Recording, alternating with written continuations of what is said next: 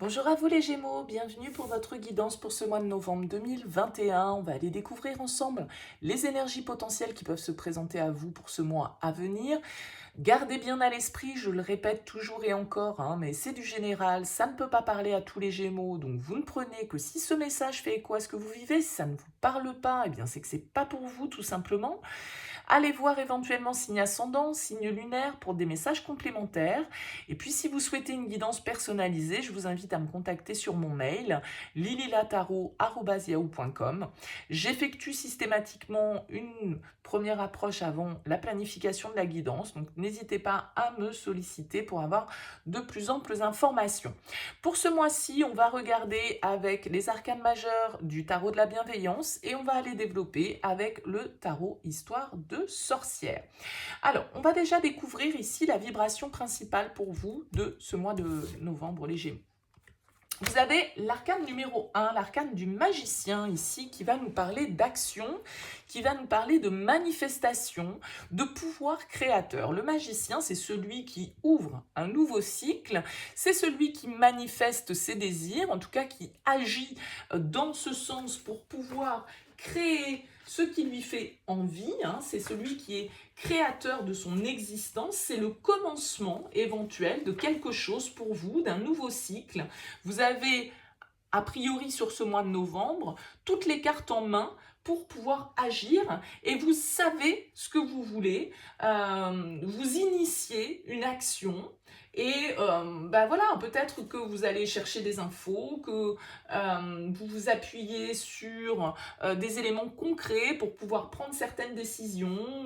Il y a de la compétence dans cette carte, il y a du talent, il y a de la confiance, il y a du charisme. En tout cas, on a envie d'y aller, on a envie de manifester vraiment et de passer à l'action. Alors, on va voir avec le tarot oracle histoire de sorcière, pardon, un petit peu comment ces énergies vont pouvoir faire écho, bien sûr, et on va regarder déjà dans quelle énergie vous arrivez sur ce mois de novembre et avec quelle énergie vous abordez ce mois de novembre.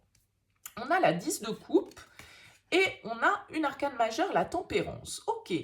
La 10 de coupe, c'est une énergie qui va nous parler de votre foyer, d'une certaine forme de bonheur, de partage familial. Vous voyez, il y a toute cette famille qui est réunie autour d'un pique-nique. Donc, ce sont des moments d'échange, ce sont des moments de bien-être, la 10 de coupe. Alors, peut-être que vous allez passer de bons moments sur ce mois de novembre ou que vous arrivez de ce mois d'octobre dynamisé par des réunions familiales, des retrouvailles, un apaisement peut-être au niveau du foyer, avec cette carte de la tempérance. On va nous parler en tout cas de vos liens avec les autres et de votre entourage proche. Cette carte de la tempérance, elle va nous indiquer que on est à la recherche d'un équilibre. On est dans une certaine forme de patience, de conciliation. La tempérance, c'est celle qui met de l'eau dans son vin, c'est celle qui essaye de trouver le compromis. Alors peut-être qu'il y a des compromis à trouver au niveau de votre foyer, de votre famille, pour préserver une certaine forme d'harmonie familiale, d'équilibre familial. En tout cas, ces pensées et ce domaine-là pourrait être quelque chose pour vous d'important quand vous allez aborder ce mois de novembre. La tempérance, elle nous parle d'équilibrer aussi ses émotions. Alors, avec le 10 de coupe, on peut nous parler d'un grand bonheur, pourquoi pas, mais que vous devez tempérer, que vous devez essayer de contrôler, de ne pas vous laisser emporter par tout ce flot d'émotions que pourrait représenter le 10 de coupe. Peut-être une nouvelle rencontre ici pour certains. On a avec la tempérance la carte du Sagittaire, si jamais ça pouvait vous donner quelques indications. Bon, on va aller découvrir le reste du tirage et puis on va voir un petit peu. Ici, on va trouver votre objectif, votre désir, le roi de denier. Ok, votre force. La force, une arcane majeure. Votre défi, la 10 d'épée. Ok. Sentimentalement, la 2 d'épée. Professionnellement, une arcane majeure, la papesse. Intérieurement, le 5 de coupe. Et on sort du mois avec la reine de bâton. Ok.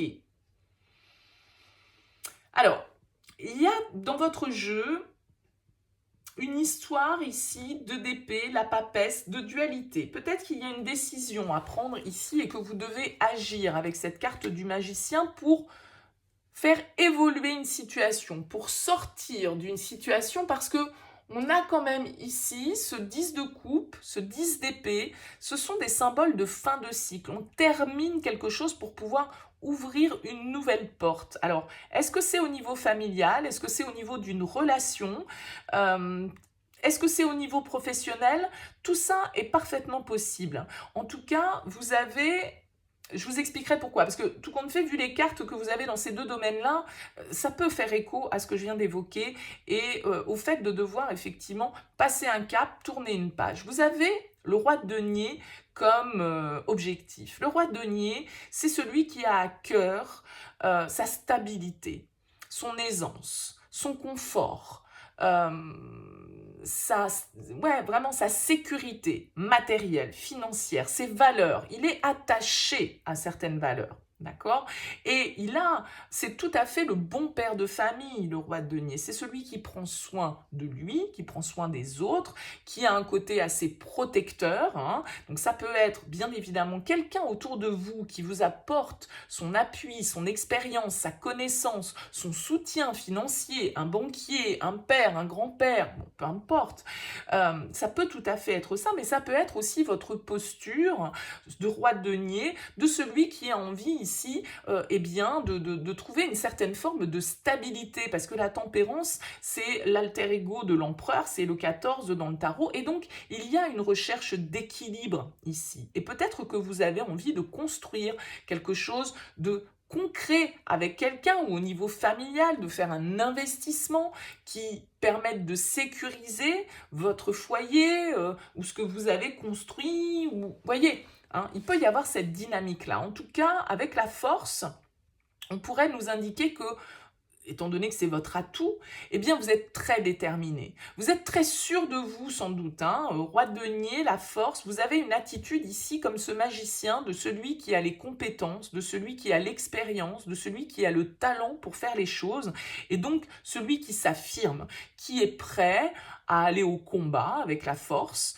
mais quelqu'un aussi qui est dans la maîtrise. Le roi de denier, il maîtrise son élément. Il n'est pas dans les excès.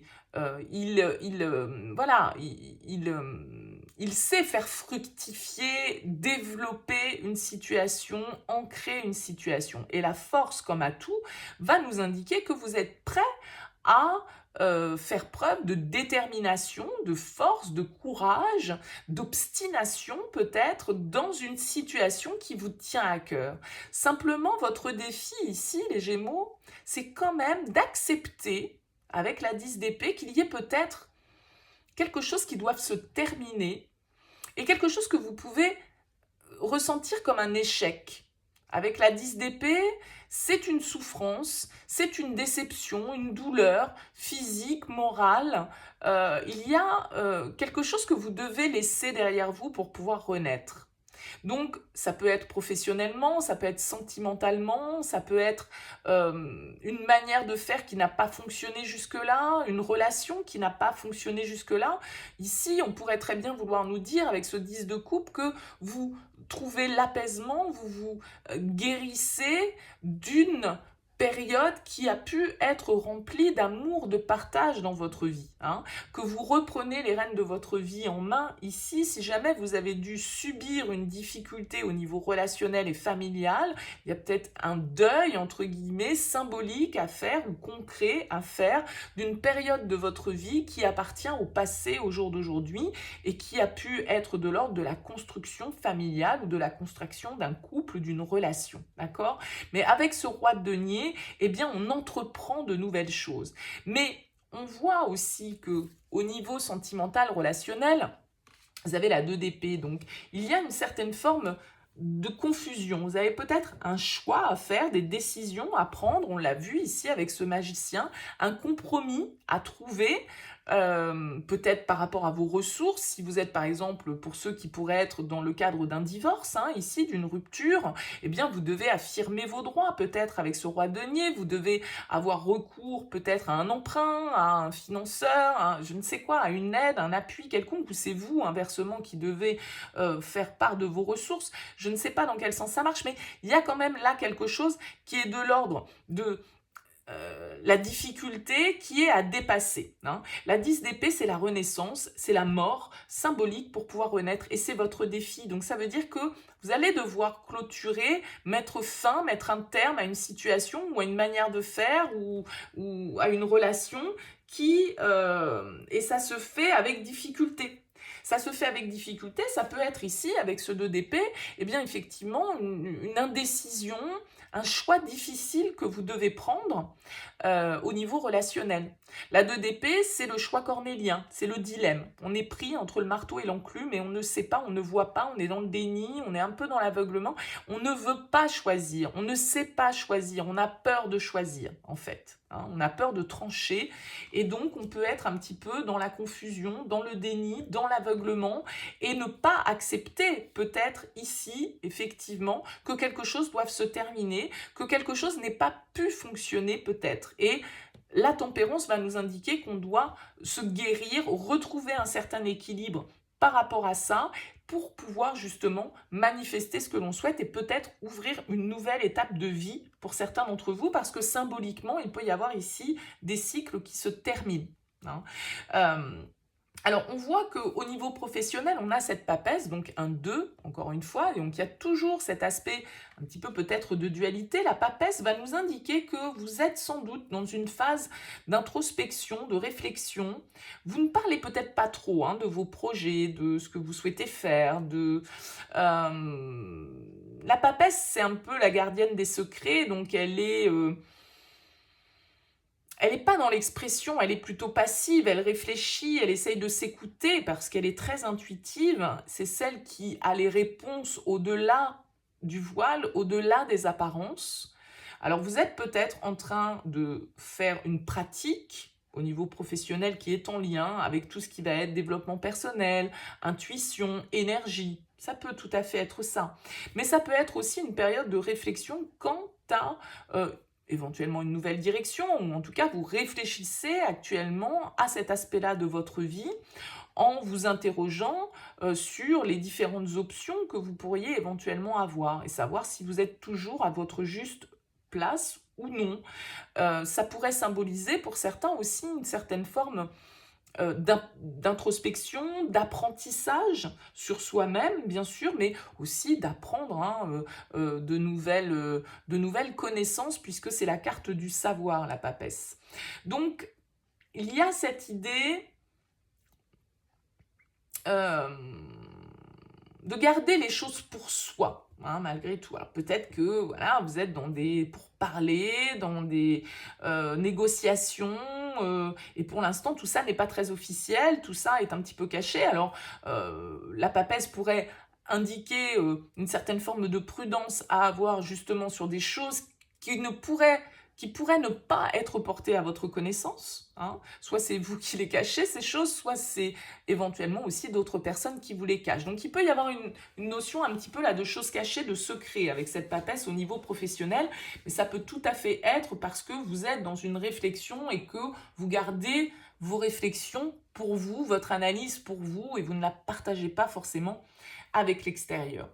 On voit ici au niveau intérieur avec ce 5 de coupe, ça fait écho pour moi à ce 10 d'épée et donc éventuellement à cette tempérance qui peut nous parler de compromis, de guérison, d'équilibre à retrouver parce que ce 5 de coupe, il est obligé lui aussi de lâcher quelque chose, il a perdu quelque chose, vous avez un sentiment de perte, d'échec. Le 5 de coupe, c'est les regrets, c'est les remords, c'est le passé.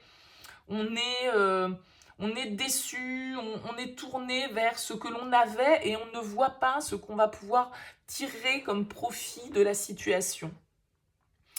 Donc il y a un sentiment là un petit peu d'amertume où voilà, vous voyez cette jeune femme, elle est en train de regarder ces 3 coupes là qui sont renversées devant elle et puis bon bah elle n'a pas l'air hyper à fond. Elle voit pas qu'il y a 2 autres verres sur la table.